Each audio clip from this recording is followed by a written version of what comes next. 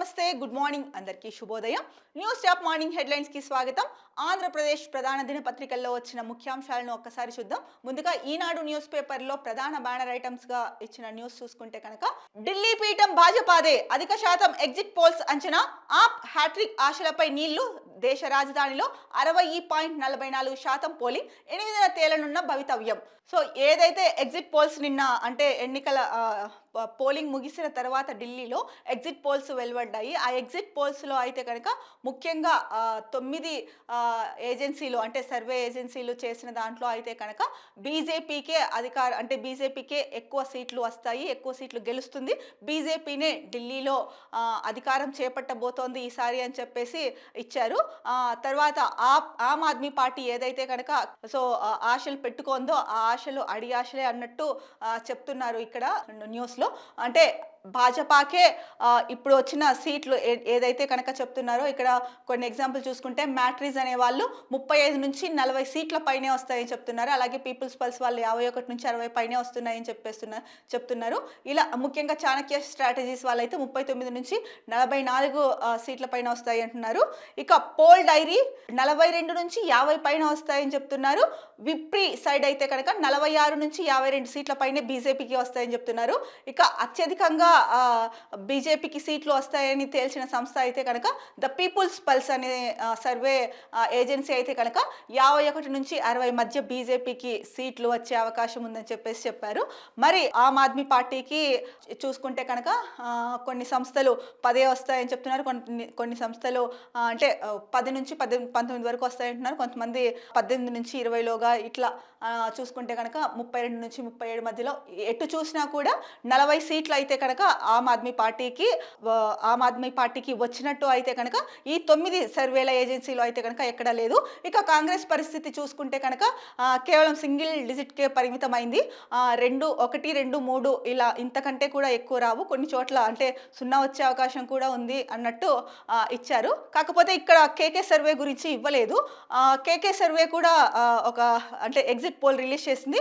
కేకే సర్వేలో రిలీజ్ చేసిన ఎగ్జిట్ పోల్లో అయితే కనుక ఆమ్ ఆద్మీ పార్టీకి 39 సీట్లు వస్తాయి, బీజేపీకి 22 వస్తాయి, కాంగ్రెస్కి అయితే కనుక 0 వస్తుంది అన్నట్టు అయితే కనుక అంటే 0 అని కూడా వాళ్ళు మెన్షన్ చేయలేదు, హైఫన్ పెట్టి వదిలేశారు. అంటే రావచ్చు రాకపోవచ్చు మిగతా సీట్లు ఏవైతే మిగిలిన్నాయో అన్నదేమో వాళ్ళ ఉద్దేశం తెలియదు. కానీ ఆమ్ ఆద్మీ పార్టీకి అయితే 39 సీట్లు వస్తాయని చెప్పేసి వాళ్ళ సర్వేలో తేలింది. మరి ఇక్కడైతే కనుక కేకే సర్వే గురించి ఇవ్వలేదు. ఏది ఏమైనా కూడా ఎటు చూసుకున్నా కూడా అధిక శాతం సర్వే ఏజెన్సీలు ఏవైతే ఉన్నాయో వాళ్ళు బీజేపీకే అధికారం దక్కుతుంది ఈసారి ఢిల్లీలో అని చెప్పేసి చెప్తున్నాయి. ఒక్క కేకే సర్వే మాత్రం ఆమ్ ఆద్మీ పార్టీనే గవర్నమెంట్ ఫామ్ చేస్తుంది అన్నట్టు వాళ్ళ ఎగ్జిట్ పోల్స్లో తెలుస్తోంది. అయితే కేకే సర్వే గురించి ఇక్కడ ఒక మాట చెప్పుకోవాలి మనము. ఆంధ్రప్రదేశ్లో జరిగిన ఎలక్షన్స్లో అయితే కనుక కేకే సర్వే చేసిన సర్వేలో అయితే కనుక మిగతా సర్వే ఏజెన్సీలు చేసిన రిపోర్ట్ ఒక ఎత్తు అయితే కనుక ఎగ్జిట్ పోల్స్ ఒక ఎత్తు అయితే కనుక కేకే సర్వే ఏజెన్సీ చేసిన ఎగ్జిట్ పోల్స్ ఒక్కటే డిఫరెంట్గా ఉండింది. సో ఆంధ్రప్రదేశ్లో ఇంచుమించు కేకే సర్వే ఏదైతే చేసిందో అలాగే రిజల్ట్స్ వచ్చాయి. మరి ఇక్కడ కూడా ఢిల్లీలో కేకే సర్వే ఏదైతే ఉందో, కేకే సర్వే ఎగ్జిట్ పోల్స్ ఏదైతే ఉందో అది రిపీట్ అవుతుందా, లేకపోతే కనుక మిగతా ఏజెన్సీలు ఏవైతే ఎగ్జిట్ పోల్స్ ఇచ్చాయో వాటికి అనుకూలంగా దగ్గరగా వచ్చే అవకాశం ఉందా అన్నది 8వ తారీఖున మనకి తెలుస్తుంది. సో ఆ రోజే ఎవరు గెలుస్తారు, ఢిల్లీ పీఠం ఎవరికి దక్కుతుంది. సో ఎన్నో ఏండ్లుగా 27 ఏళ్లుగా ఢిల్లీ పీఠం పైన జెండా పాతాలి అని చూస్తున్న బీజేపీకి దక్కుతుందా, లేకపోతే ఈసారి కూడా మేము హ్యాట్రిక్తో ముందుకెళ్తామని చెప్పుకుంటున్న ఆమ్ ఆద్మీ పార్టీకి దక్కుతుందా అన్నది చూడాలి. ఎందుకంటే ప్రధాన పోటీ ఈ 2 పార్టీల మధ్య.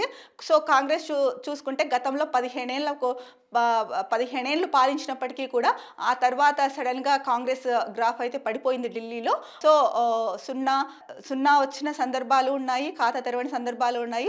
ఇక చూసుకుంటే కనుక 1, 2, 3 సీట్లతో సరిపెట్టుకున్న సందర్భాలు కూడా ఉన్నాయి. ఇక్కడ ఎగ్జిట్ పోల్స్లో కూడా అదే కనిపిస్తోంది. ఏది ఏమైనప్పటికీ కూడా ఈ నెల 8వ తారీఖున అంటే ఇంకొక 2 డేస్, ఇవాళ 6న 8న తెలిసిపోతాయి మనకి రిజల్ట్స్ ఒక 2-3 డేస్లో.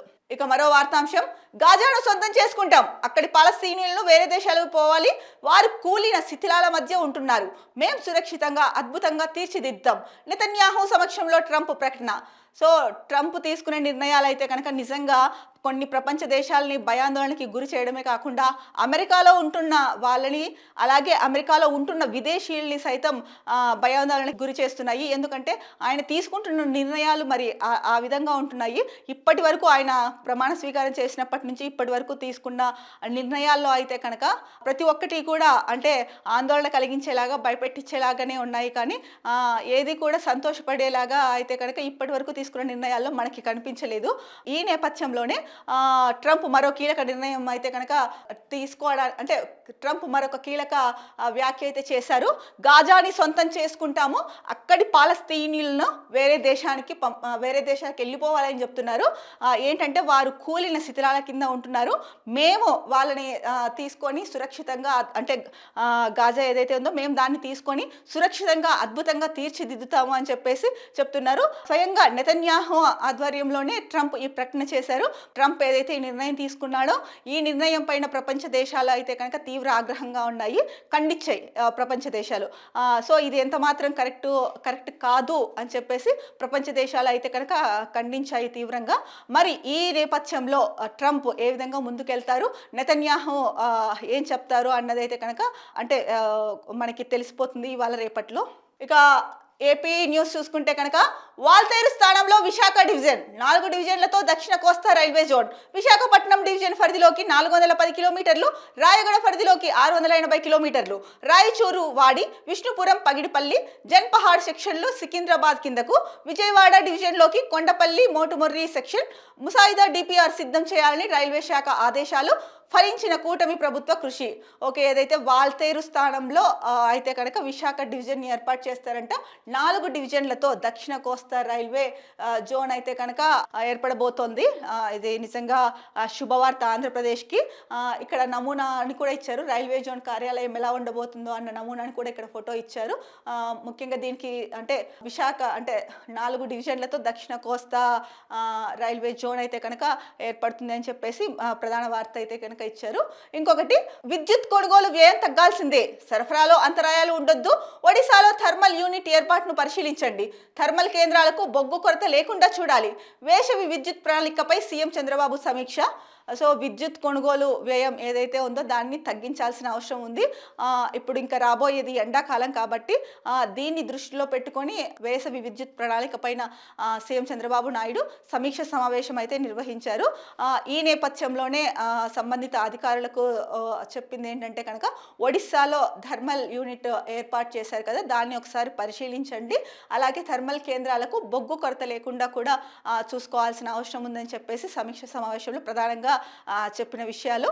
ముఖ్యంగా ఎండాకాలం వస్తుంది, దీనిపైన ప్రణాళికను రూపొందించాలి అని చెప్పేసి సీఎం చంద్రబాబు అయితే కనుక సమీక్ష సమావేశంలో చెప్పడం జరిగింది. ఇక ముఖ్యమైన వార్తలు ఇంకొకటి చూసుకుంటే కనుక ఏపీలో డిఫెన్స్ క్లస్టర్ ఏర్పాటు చేయండి, రక్షణ మంత్రి రాజ్నాథ్ సింగ్ను కోరిన మంత్రి నారా లోకేష్. రాజ్నాథ్ సింగ్ను కలిసిన మంత్రి నారా లోకేష్ అయితే కనుక ఏపీలో అంటే ఆంధ్రప్రదేశ్లో డిఫెన్స్ క్లస్టర్ని అయితే ఏర్పాటు చేయండి అని కోరడం జరిగింది.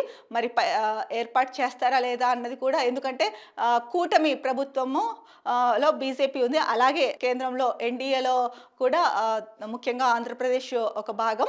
సో ఈ నేపథ్యంలో మరి లోకేష్ విన్నపాన్ని ఆలకిస్తారా రాజ్నాథ్ సింగ్ అన్నది వేచి చూడాల్సిందే. డిఫెన్స్ క్లస్టర్ ఆంధ్రప్రదేశ్లో ఏర్పాటు చేస్తారా లేదా అన్నది కూడా వేచి చూడాల్సిందే.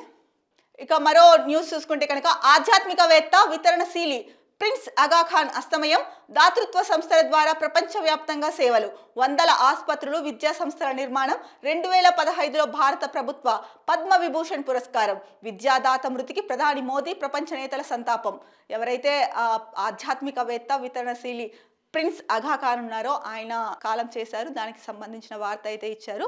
ఈ ప్రిన్స్ అగాఖాన్ అయితే కనుక చాలా దాతృత్వ సంస్థల ద్వారా అయితే కనుక ప్రపంచవ్యాప్తంగా సేవలు అందించారు. ముఖ్యంగా విద్యకు సంబంధించి అంటే విద్యా సంస్థల నిర్మాణం చేపట్టారు, అలాగే ఆసుపత్రుల నిర్మాణం చేపట్టారు. ఇక చూసుకుంటే కనుక ఈయనకు 2015లో అయితే కనుక భారత ప్రభుత్వం పద్మ విభూషణ్తో అయితే కనుక అగాఖాన్ని సత్కరించింది.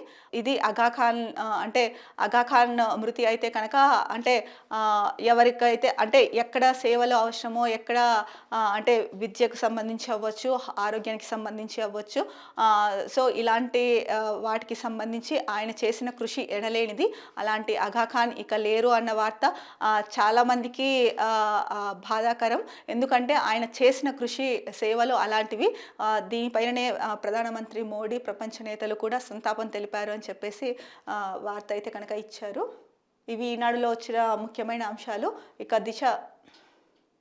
ఇక దిశలో చూసుకుంటే కనుక మరో ముఖ్యమైన దిశలో చూసుకుంటే ప్రధాన బ్యానర్ ఐటమ్స్గా మహాకుంభమేళాలో మోడీ పుణ్యస్నానం, ప్రయాగ్రాజ్లో ప్రధాని ప్రత్యేక పూజలు, ఇప్పటి వరకు 38 కోట్ల మంది పుణ్యస్నానాలు, యూపీ సర్కార్ వెల్లడి. సో నిన్న అయితే కనుక ప్రధాని నరేంద్ర మోడీ అయితే కనుక ప్రయాగ్రాజ్లో జరుగుతున్న మహాకుంభమేళకు వెళ్ళడం జరిగింది. అక్కడ త్రివేణి సంగమంలో పవిత్ర గంగా స్నానం ఆచరించారు. గంగామాతకు సారె తీసుకెళ్లారు. అలాగే ప్రత్యేక పూజలు కూడా నిర్వహించారు. మెడలో రుద్రాక్షమాల ధరించి ఆయన పూజలు నిర్వహించడం అయితే జరిగింది. అలాగే సూర్య భగవానుడికి కూడా జలం సమర్పించారు అని చెప్పేసి కూడా ఇచ్చారు.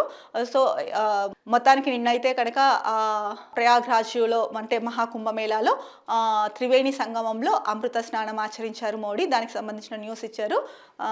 ఇక మరో ముఖ్యమైన వార్త చూసుకుంటే కనుక అక్రమ వలసదారులు వెనక్కి, అమెరికా నుంచి 104 మందిని వెనక్కి పంపిన ట్రంప్ సర్కార్, ప్రచారం జరుగుతున్నట్టు 205 మంది లేరన్న పంజాబ్ డీజీపీ. ఓకే, అక్రమ వలసదారులని ఏదైతే అమెరికా ప్రభుత్వం వెనక్కి పంపిందో మనం చూసుకుంటే నిన్నటి న్యూస్ పేపర్లో 205 మందిని అమృత్సర్కి పంపించారు. అంటే 205 మందిని పంపించారు, వాళ్ళు అమృత్సర్కి చేరుకుంటారు అని చెప్పారు. అయితే ఇక్కడ పంజాబ్ డీజీపీ చెప్తున్నది ఏంటంటే కనుక అందరూ అనుకుంటున్నట్టు 205 మంది కాదు, 104 మందే వెనక్కి, అంటే 104 మందినే వెనక్కి పంపించారు అని చెప్పేసి చెప్పారు. సో 205 మంది అని ప్రచారం ఏదైతే జరుగుతోందో అది నిజం కాదు అని చెప్పేసి, అంటే ప్రచారం జరుగుతున్నట్టు ఆ ఫ్లైట్లో 205 మంది అయితే లేరు అని చెప్పేసి పంజాబ్ డీజీపీ అయితే చెప్పారు. ఇక మరో వార్తాంశం, బంగారం ఆల్ టైమ్ రికార్డ్, మరోసారి భారీగా పెరిగిన పసిడి ధరలు. విజయవాడలో 24 క్యారెట్ల ధర 86,240 రూపాయలు. ఈ ఏడాదిలోనే 1,00,000కు చేరే ఛాన్స్. సో అందరూ ఇంతకుముందు భయపడినట్టుగానే బంగారు పెరుగుతుంది అనేసి అనుకున్నారు. మధ్యలో కొంచెం తగ్గినట్టే తగ్గి ఆశలు కల్పించిన బంగారం ఆల్ టైమ్ రికార్డుకి చేరుకుంది. 86,000 పైచిలకే తులం 86,000 పైచిలకు చేరింది. సో ఈ ఏడాదిలోనే 1,00,000 రూపాయలకు చేరే ఛాన్స్ ఉందని అయితే అంటున్నారు. మరి ఇది పసిడి ప్రియులకు అయితే కనుక ముఖ్యంగా మహిళలకు ఒక రకంగా చేదు వార్త. ఎందుకంటే ముఖ్యంగా ఇప్పుడు పెళ్ళిళ్ళ సీజన్ నడుస్తోంది. ఈ పెళ్ళిళ్ళ సీజన్లో అంటే ఎవరైనా సరే వారి స్థాయికి తగ్గట్టు అంతో ఇంతో బంగారు అయితే కనుక కట్నం కింద, అంటే అమ్మాయికి అయితే కనుక పెడతారు. వరకట్న నిషేధం ఉన్నప్పటికీ దాని గురించి కూడా ఎవరు పట్టించుకోవట్లేదు. సో అమ్మాయికి పుట్టింటి తరపున పెట్టాలి కాబట్టి పెడుతున్నారు అని దీని గురించి చెప్తారు. ఎందుకు వరకట్న నిషేధం ఉంది కదా, ఎందుకు చేస్తున్నారు అంటే, సో మా అమ్మాయికి మేము పెట్టుకోవాలి కదా అని చెప్పేసి అమ్మాయి తరఫు వారైతే కనుక ఇదే మాట చెప్తారు ఎవరిని అడిగినా కూడా. సో ఈ నేపథ్యంలో అంటే ఇప్పుడు బంగారం కొనే పరిస్థితి సామాన్య ప్రజల్లో ఉందా లేదా అన్నది కూడా ఒక చర్చనీయాంశము. ఎందుకంటే ఒకేసారి కొండెక్కి కూర్చున్న బంగారాన్ని కొనాలి అంటే కనీసం ఎంత లేదన్నా వారి స్థాయికి తగ్గట్టు, ఎవరి స్థాయికి తగ్గట్టు వాళ్ళు కనీసం 3-4 తులాలు కొనాలన్నా కూడా అధిక భారం పడుతోంది వాళ్ళ మీద. మరి ఈ పసిడి ధరలు తగ్గుతాయి అన్న ఆశలు అయితే లేవు. 1,00,000 రూపాయలకి చేరే ఛాన్స్ ఉందనేసి ఇక్కడ చెప్పారు. కాబట్టి మరి ఫ్యూచర్లో చూడాలి తగ్గుతాయా లేదా అన్నది. ఇక మరో ముఖ్యమైన వార్త, ఇక తెలుగులోనూ జీవోలు. ఇంగ్లీష్లో విడుదలైన 2 రోజుల తర్వాత జారీ, ఓ ఖైదీ పెరోల్ జీవో తెలుగులో విడుదల. సో ఏపీ ప్రభుత్వం అయితే కనుక ఎట్టకేలకు ఒక మంచి నిర్ణయం తీసుకుందని చెప్పాలి. అంటే మాతృభాషకు ప్రాధాన్యం ఇస్తూ ఎప్పటి నుంచో ఇది ఉంది, అంటే పాలన కూడా మాతృభాషలోనే జరగాలి అని చెప్పేసి. సో ఎట్టకేలకు జీవోల జారీ విషయంలో అయితే కనుక ముందు ఇంగ్లీష్లో జీవోలు జారీ అవుతాయి, ఆ తర్వాత 2 రోజులకి తెలుగులో జీవోలు జారీ అవుతాయి. అంటే తెలుగులోకి అనువదించి తెలుగులో జీవోలు జారీ చేస్తారని చెప్పేసి ప్రభుత్వం అయితే ప్రకటించింది. అలాగే అంటే ఓ ఖైదీ పెరోల్ జీవో అయితే కనుక తెలుగులో విడుదల చేశారని కూడా ఇక్కడ ఇచ్చారు. మొత్తానికి ఇది అంటే ఒక రకంగా చెప్పాలంటే కవులు, రచయితలు ఎవరైతే తెలుగు కోసం పోరాడారో వాళ్ళందరికీ కూడా వాళ్ళందరినీ గౌరవించినట్టు ఈ నిర్ణయం ద్వారా. అంటే వాళ్ళ గౌరవం ఎప్పుడు వాళ్ళకి గౌరవిస్తారు. కాకపోతే వాళ్ళు తెలుగు కోసం ఎవరైతే ఎంత కృషి చేశారో తెలుగులోనే ఉండాలి అని చెప్పేసి ఎవరైతే పోరాడారో, ఎవరైతే ప్రతిసారి చెప్పుకొస్తూ ఉన్నారో వాళ్ళందరికీ కూడా ఇది అంటే వాళ్ళందరికీ ఇచ్చిన గౌరవం అనే చెప్పుకోవచ్చు. ఇక మరో ముఖ్యమైన వార్త, టీటీడీలో అన్యమత ఉద్యోగులపై వేటు, 18 మందిని బదిలీ చేస్తూ ఉత్తర్వులు. టీటీడీలో దాదాపు 300 మంది అన్యమతస్తులు వివిధ విభాగాల్లో పనిచేస్తున్నట్లు గుర్తింపు. ఓకే, టీటీడీలో అయితే కనుక అన్యమత ఉద్యోగులు ఎవరైతే ఉన్నారో మనకు తెలిసిందే, టీటీడీలో ఎప్పటి నుంచి అంటే సాంప్రదాయం ప్రకారము హిందువుల్ని మాత్రమే నియమిస్తారు. అలాంటిది అక్కడ అన్యమత ఉద్యోగులు ఎవరైతే ఉన్నారో వాళ్ళపైన అయితే కనుక టీటీడీ వేటు వేసింది అని చెప్పారు అని ప్రధాన వార్తాంశం ఇచ్చారు. సో 18 మందిని ఎవరైతే ఉన్నారో వారిని 18 మందిని బదిలీ చేస్తూ ఉత్తర్వులు ఇచ్చారు.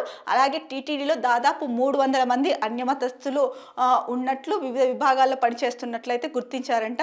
మరి వీరిపైన ఎలాంటి చర్యలు తీసుకుంటుంది అంటే వేరే డిపార్ట్మెంట్కి పంపిస్తుందా లేకపోతే ఏంటి అన్నది చూడాలి. ముఖ్యంగా నిన్న చూసుకుంటే కనుక దీనికి సంబంధించిన వార్త ఒకటి, ఎవరైతే విధుల్లో ఉన్నప్పటికీ కూడా సో అక్కడ టీటీడీలో వర్క్ చేస్తున్న వాళ్ళు ఎవరైతే ఉన్నారో అన్యమతస్తులు వాళ్ళకు సంబంధించిన విధానాలను పాటిస్తున్నారు, టీటీడీకి సంబంధించిన విధానాలను పాటించట్లేదు. అలాంటి వాళ్ళని 18 మందిని గుర్తించడం జరిగింది అని చెప్పేసి నిన్న వార్తా కథనం వచ్చింది. ఈ నేపథ్యంలోనే ఆ 18 మందిని బదిలీ చేస్తూ ఉత్తర్వులు ఇచ్చారని చెప్పేసి ఇక్కడ న్యూస్ అయితే కనుక ఇచ్చారు. వివేక హత్య కేసులో మలుపు, మరో 4గురిపై కేసు నమోదు. దస్తగిరి ఫిర్యాదుతో DSP Nagaraju, CI Eswaraiah, jail superintendent పై కూడా కేసు. సో వివేక హత్య కేసు అయితే కనుక ఇప్పటికీ కూడా కొలిక్కి రాలేదు, అసలు అసలైన నేరస్తులు ఎవరు అన్నది. సో దీంట్లో భాగంగానే మరో మలుపు అని చెప్పుకోవచ్చు. ఇది మరో 4 పైన కూడా కేసు నమోదు చేశారంట. ఎవరైతే దస్తగిరి ఉన్నారో ఆయన ఫిర్యాదుతో డిఎస్పీ నాగరాజు, సిఐ ఈశ్వరయ్య, అలాగే జైలు సూపరింటెండెంట్ పైన కేసు నమోదు చేశారని చెప్పేసి ఇక్కడ వార్త అయితే ఇచ్చారు. ఇక ఏపీ డిప్యూటీ సీఎంకి అయితే కనుక జ్వరం వస్తుందంట, దానికి సంబంధించిన వార్త ఇచ్చారు ఇక్కడ. అంటే పవన్ కళ్యాణ్కు జ్వరం, వైరల్ ఫీవర్, స్పాండిలైటిస్తో ఇబ్బంది పడుతున్నారు, వైద్యుల సూచనతో విశ్రాంతి తీసుకుంటున్నారు. డిప్యూటీ సీఎం కార్యాలయం ప్రకటన. సో ఇప్పుడు ఎక్కడ చూసినా కూడా అంటే వైరల్ ఫీవర్స్ వస్తున్నాయి, తెలియని వైరస్లు వస్తున్నాయి. కొద్ది రోజుల క్రితం చూసుకుంటే హెచ్ఎంపీవీ వైరస్ గురించి దేశం కానీ రాష్ట్రాలు కానీ కొంత ఆందోళన, అంటే ఇండియాలో లేదు అని చెప్పి ఫస్ట్ ఇండియా ప్రకటన చేసినప్పటికీ ఆ తర్వాత కొన్ని కేసులు నమోదవడంతో ప్రజల్లో అయితే ఆందోళన నెలకొనింది. అదే సమయంలో అంటే ఇది ఎప్పటి నుంచో ఉన్న వైరస్, ఇప్పుడు కొత్తది కాదు అని చెప్పేసి కూడా చెప్పారు. సో తర్వాత అది అంటే ఏదైతే కరోనాకి లక్షణాలు ఉన్నాయో అలాంటి లక్షణాలే సిమిలర్గా ఉంటాయని కూడా చెప్పారు. సో ఇది పక్కన అంటే ఈ వైరల్ ఫీవర్స్ అలాగే ఈ వైరస్లు ఏవైతే ఉన్నాయో ఇవి అంటే ఎంత దాడి చేస్తున్నాయో ప్రజల మీద అన్నది చూసుకుంటే కనుక చాలా ప్రభావమే చూపిస్తున్నాయని చెప్పొచ్చు. ఈ నేపథ్యంలో చూసుకుంటే సో ఏపీ డిప్యూటీ సీఎంకి అయితే కనుక వైరల్ ఫీవర్ తో బాధపడుతున్నారు, అలాగే స్పాండిలైటిస్తో కూడా ఇబ్బంది పడుతున్నారు అని చెప్పేసి చెప్పారు. సో డాక్టర్స్ అయితే కనుక రెస్ట్ తీసుకోవాలని చెప్పారని చెప్పేసి సో విశ్రాంతి తీసుకుంటున్నారని ఇచ్చారు. సో దీనిపైన డిప్యూటీ సీఎం కార్యాలయం అయితే కనుక ప్రకటన చేసింది అని చెప్పేసి న్యూస్ ఐటమ్ ఇచ్చారు. ఇక ఉచిత సిలిండర్ మార్చిలోపు బుక్ చేసుకోవచ్చు, ఏపీటీఎస్ చైర్మన్ మోహన్ కృష్ణ స్పష్టీకరణ. ఇప్పటికే 91.36 లక్షల మంది బుక్ చేసుకున్నారని వెల్లడి. ఓకే, ఉచిత సిలిండరు ఏంటంటే కనుక ఎన్నికల హామీల్లో కూటమి ప్రభుత్వం ఇచ్చిన హామీల్లో ఉచిత సిలిండరు ఒకటి, అది ఉచిత సిలిండర్ మార్చిలోపు బుక్ చేసుకోవచ్చు అని చెప్పేసి స్పష్టం చేశారు. దానికి సంబంధించిన న్యూస్ ఇచ్చారు. ఇక జగన్ టూర్ మళ్ళీ వాయిదా, సంక్రాంతి నుంచి ఉగాదికి పోస్ట్ పోన్, ఏప్రిల్కు అనుమానమే, వరుస వాయిదాలతో వైసీపీ కార్యకర్తల్లో నిస్పృహ అనేది అయితే కనుక ప్రధాన వార్తా ఐటమ్గా ఇచ్చారు దిశలో. ఇవి దిశలో వచ్చిన వార్తాంశాలు. ఇక ఆంధ్రజ్యోతిలో చూస్తే కనుక ప్రధాన బ్యానర్ ఐటంగా ఇచ్చినది, విద్యార్థినిపై టీచర్ల గ్యాంగ్ రేప్, గర్భం దాల్చిన 13 ఏళ్ల బాలిక, 3 కామాంధులపై పోక్సో కేసు, తమిళనాడులో దారుణం, విద్యార్థి సంఘాల తీవ్ర ఆందోళనలు, సీఎం స్టాలిన్ సర్కార్కు మరింత సెగ. అసలు సభ్య సమాజం ఎటుపోతుందండి? రోజుకి ఆడపిల్లల మీద అఘాయిత్యాలు, మహిళల మీద, వృద్ధుల్ని కూడా వదిలిపెట్టుకోకుండా వాళ్ళని కూడా వదలకుండా ఇలాంటి అఘాయిత్యాలకు పాల్పడుతున్నారు దుర్మార్గులు. మనం రోజు న్యూస్లో చూస్తున్నాం, వార్తాపత్రికల్లో చూస్తున్నాము. పిల్లలకి విద్యా బుద్ధులు చెప్పి సన్మార్గంలో సత్ప్రవర్తనలో నడిపించాల్సిన టీచర్లే తమిళనాడులోని ఒక స్కూల్లో విద్యార్థినిపై గ్యాంగ్ రేప్ చేశారంట. దానికి సంబంధించిన న్యూస్ ఇచ్చారు. అమ్మాయి చిన్న పిల్ల అండి, 13 ఏళ్ళ పిల్ల గర్భం దాల్చింది అంటే కనుక అసలు ఆ అమ్మాయి రేపు ప్రొద్దున సమాజంలో మనకు తెలిసిందే సమాజం ఎంతసేపు ఇలాంటి విషయాల్లో అంటే ఫస్ట్ కన్సర్న్ చూపించినా కూడా బాధపడకండి అది ఇది అని, తర్వాత సూటిపోటి మాటలతో పొడుస్తూనే ఉంటారు. అదంతా పక్కన పెడితే కనుక ఆ అమ్మాయి ఆ క్షోభను ఎలా భరిస్తుంది? మానసిక క్షోభ అవ్వచ్చు, శారీరక క్షోభ అవ్వచ్చు. ఎలా అంటే ఆ చిన్న ఏజ్‌లో ఆ అమ్మాయి మీద పడిన ఈ ప్రభావము అది జీవితకాలం ఉండే అవకాశం కూడా ఉంది. సో దీనివల్ల ఆ అమ్మాయి అంటే ఎందులో ముందుకు వెళ్ళాలన్నా, ఎక్కడికి వెళ్ళాలన్నా కూడా ఒకలాంటి భయం తనని ఆవహించే అవకాశం అయితే ఉంది. ఒక్క ఈ పాప అనే కాదు, ముఖ్యంగా చిన్నపిల్లల మీద జరిగే ఇలాంటి అఘాయిత్యాల వల్ల చాలా వరకు మానసికంగా వారిపైన అయితే కనుక ఎఫెక్ట్ చూపిస్తోంది. సో ఎన్ని చట్టాలు, ఎన్ని చర్యలు తీసుకుంటున్నా ఇవి మాత్రం ఆగట్లేదు. మరి ఇలాంటి దుర్మార్గుల్ని ఏం చేస్తే ఇలాంటివి ఆగుతాయి అన్నది దీనిపైన సీరియస్‌గా నిర్ణయం తీసుకోవాల్సిన అవసరం ఉంది. ఎందుకంటే రోజు రోజుకి దేశంలో ఎక్కడో ఒక చోట జరుగుతూనే ఉన్నాయి. ఇవన్నీ కేవలం వెలుగులోకి వచ్చినవే. వెలుగులోకి రానివి ఇంకెన్ని ఉన్నాయో. సో చట్టాలు తీసుకొస్తున్నారు. ఒకటి 2 కేసుల్లో అంటే దాన్ని అమలు చేస్తున్నారు. సో కొంచెం స్టార్టింగ్‌లో భయపడుతున్నారు. మళ్ళీ ఆగంతుకులు అంటే ఇది ఎవరైతే ఈ దుర్మార్గులు ఉన్నారో మళ్ళీ దానిపైననే అంటే ఏం చేస్తారులే, ఏదో ఒక సెక్షన్ ఉంటుంది, ఏదో ఒక లొసుగులు ఉంటాయి లాలో కూడా, దాని ప్రకారం వెళ్ళిపోవచ్చులే అన్న ధైర్యమా లేకపోతే సైకోయిజమా ఏదో అనుకోవచ్చు. ఈ దుర్మార్గుల చేష్టలు ఇలా ఉంటే విద్యా బుద్ధులు చెప్పిన టీచర్లు కూడా ఇలా తయారవుతున్నారు అంటే కనుక మరి వీళ్ళని ఏం చేస్తే పాపం పోతుంది? వీళ్ళకి అంటే ఎలాంటి శిక్ష విధించాలి? వీళ్ళని ఏం చేసినా కూడా పాపం లేదు. మరి వీళ్ళపైన ఎలాంటి చర్యలు తీసుకుంటుంది తమిళనాడు సర్కార్ అన్నది అయితే కనుక చూడాలి. అంటే వీళ్ళు ఎవరైతే ముగ్గురు కామాంధులు ఎవరైతే చేశారో ఈ పని, వాళ్ళపైన అయితే పోక్సో కేసు అయితే కనుక పెట్టారు. మరి ఎలాంటి పోక్సో కేసు ఒకటే సరిపోదు ఇలాంటి వాళ్ళకి. ఇంకొకరు ఇలా చెయ్యకుండా ఉండాలి అంటే కనుక ఏం చేసినా కూడా వీళ్ళని పాపం అయితే లేదు, తప్పు లేదు అండి. దీనిపైన ప్రభుత్వాలు అయితే రాష్ట్ర ప్రభుత్వాలే కాదు, కేంద్ర ప్రభుత్వమే నిర్భయ చట్టము, అభయ చట్టము లాంటివన్నీ తీసుకొచ్చినా కూడా జరుగుతూనే ఉన్నాయి అంటే కనుక ఇంకా ఎంత సీరియస్నెస్ చట్టాలు తీసుకురావాలి అన్నది ఒకసారి ఆలోచించి ఆడపిల్లలకు భద్రత కల్పించాలి. ఈ భద్రత కల్పించాల్సిన బాధ్యత కేంద్ర ప్రభుత్వం పైన, రాష్ట్ర ప్రభుత్వాల పైన అయితే ఉంది. ఇక మరో ముఖ్యమైన వార్త చూసుకుంటే కనుక మిర్చి ధర పతనం, సగానికి పడిపోయిన రేటు, అంతర్జాతీయ మార్కెట్లో తగ్గిన డిమాండ్, తక్కువకు అమ్మలేక గిడ్డంగులకు తరలింపు. సో ఒకప్పుడు మిర్చి ధర చాలా రేటు ఉండేది, అదైతే కనుక దాదాపు సగానికి పడిపోయిందంట మిర్చి రేటు. సో తక్కువ ధరకి అమ్ముకోలేక గిడ్డంగులకు అయితే తరలిస్తున్నారు అనేసి ఇచ్చారు. ఇక సీమలో సాగుకు 7 గంటలే కరెంటు, ఎస్పీడీసీఎల్ వివాదాస్పద నిర్ణయం, అనంత సత్యసాయి జిల్లాల్లోని కొన్ని చోట్ల రాత్రిపూట ఇవ్వాలని ఉత్తర్వు, అది కూడా 2 విడతల్లో. సూపరింటెండెంట్లకు సీజీఎం మెమో, మంత్రి గొట్టిపాటి ఆగ్రహం, 9 గంటల కరెంటు సీఎం నిర్ణయం, ఆ మేరకు ఇవ్వాల్సిందేనని స్పష్టీకరణ. సో ఏదైతే 9 గంటలు కరెంట్ ఇస్తామని చెప్పారు రైతులకి, అలాంటిది ఇప్పుడు 7 గంటలే అని చెప్పేసి ఎస్పీడీసీఎల్ వివాదాస్పద నిర్ణయం తీసుకుందని చెప్పేసి ఇక్కడే ఇచ్చారు వార్తా కథనంలో. అది కూడా ఒకేసారి ఇవ్వరంట. ముఖ్యంగా అనంతపురం జిల్లా, సత్యసాయి జిల్లాల్లో 2 విడతలుగా ఇస్తారంట. మరి 2 విడతలుగా ఇస్తే రాత్రిళ్ళు కూడా అంటే కొన్ని చోట్ల రాత్రిపూట కూడా ఇవ్వాలని ఉత్తర్వు ఇచ్చారంట.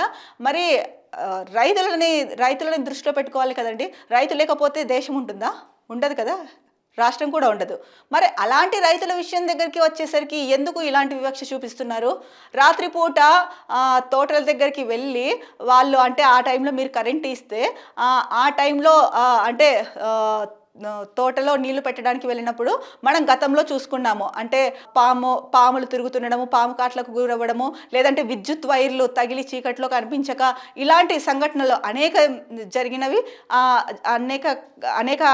అనేకమైతే కనుక జరిగాయి. ఇవన్నీ తెలిసినప్పటికీ కూడా అయినా సీఎం 9 గంటల కరెంట్ అని చెప్పేసి చెప్పినప్పుడు 7 గంటలే అని చెప్పేసి ఎలా అని చెప్తారనేసి మంత్రి గొట్టిపాటి అయితే కనుక ఆగ్రహం చేశారు.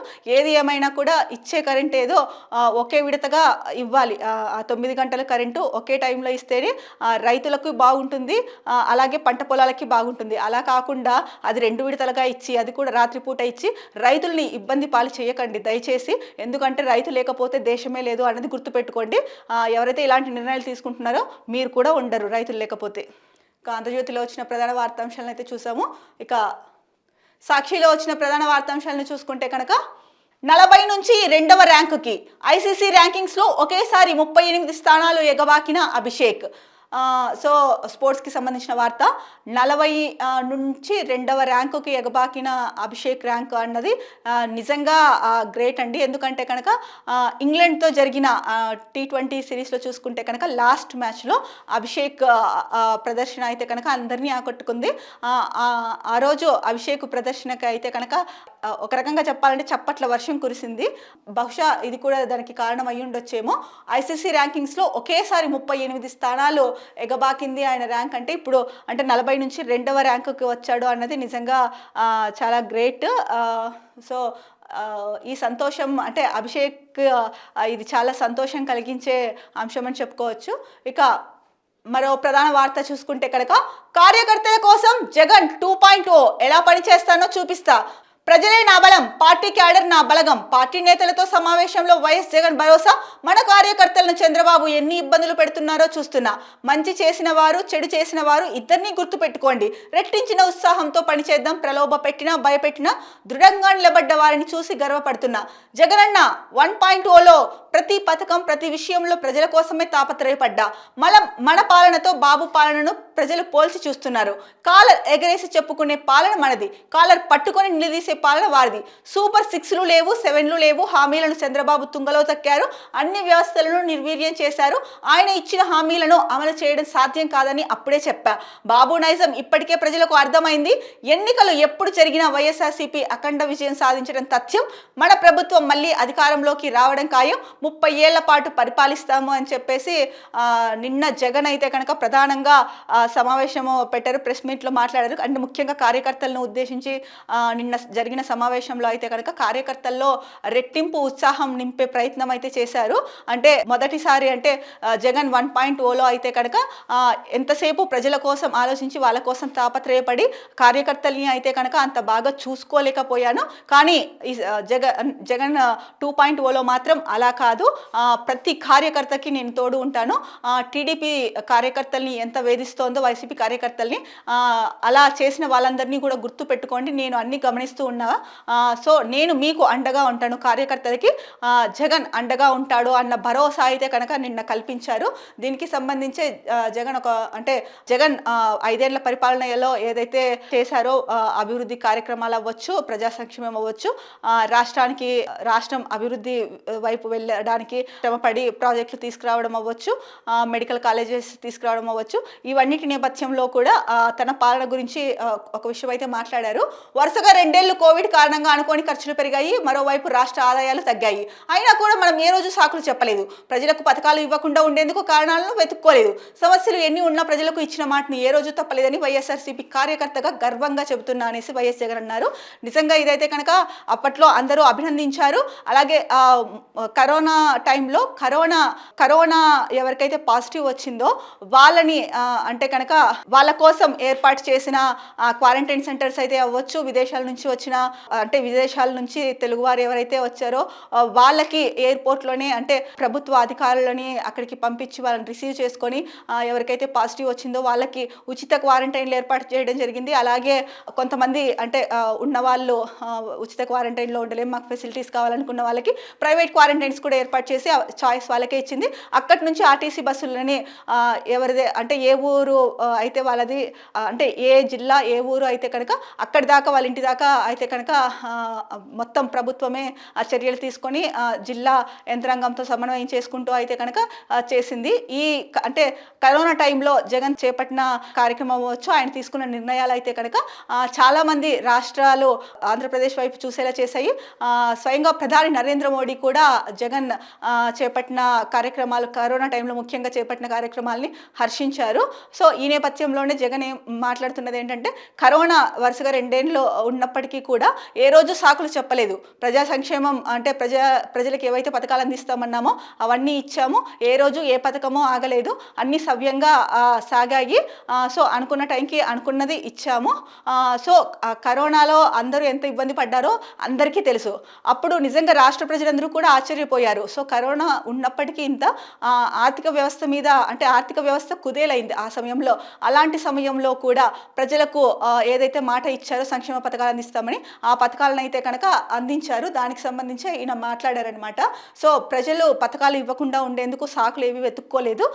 సో కరోనా వరుసగా 2 ఏళ్ళు కరోనా వచ్చినప్పటికీ కూడా అంటే అనుకోని విపత్తు అది. ఖర్చులు కూడా పెరిగిపోయాయి. ఆ సమయంలో కూడా వైసీపీ ప్రభుత్వము ప్రజలకు ఇవ్వాల్సినవన్నీ కూడా ఇచ్చింది అని చెప్పేసి ఒక వైసీపీ కార్యకర్తగా గర్వంగా చెప్తున్నానని జగన్ చెప్పారు. ముఖ్యంగా సమావేశంలో అయితే కనుక కార్యకర్తల్లో ఉత్తేజం, ఉత్సాహం నింపి జగన్ 2.0 అయితే కనుక 1.0కి డిఫరెంట్గా ఉంటుంది అని అయితే కనుక ముఖ్యంగా చెప్పారు. మరి జగన్ 2.0 ఎలా ఉండబోతుంది అన్నది సో కొద్ది రోజుల్లోనే మనం చూడబోతున్నాము. ఇది ఆంధ్రప్రదేశ్ వార్తాపత్రికల్లో వచ్చిన ముఖ్యాంశాలు. రేపటి న్యూస్ టాప్ హెడ్లైన్స్లో మళ్ళీ కలుసుకుందాం. అంతవరకు సెలవు. నమస్కారం. Be happy, stay strong, stay healthy.